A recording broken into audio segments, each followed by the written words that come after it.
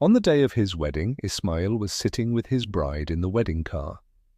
During the wedding, he was dancing happily among everyone, feeling as if he was bidding farewell to those around him. Instead of entering marital bliss, he entered the grave.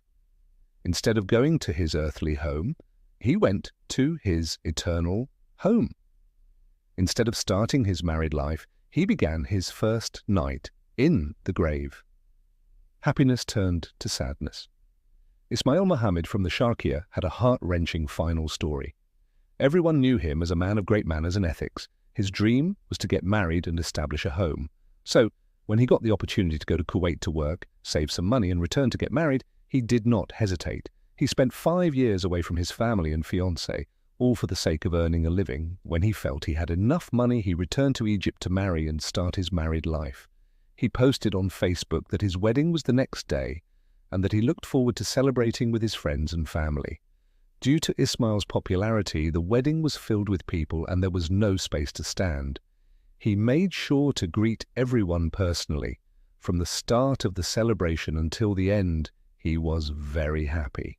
After the wedding, when it was time to return home, he was in the car with his bride while everyone else drove to their homes.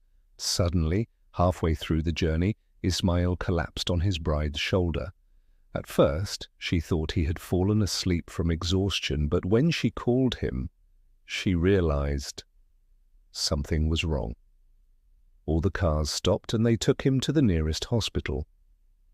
The shock came when the doctor said he had passed away.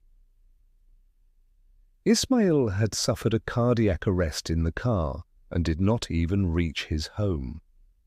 The joy of the wedding turned into sadness, and no one could believe that Ismail had died on his wedding night next to his bride. He could not enjoy his new life.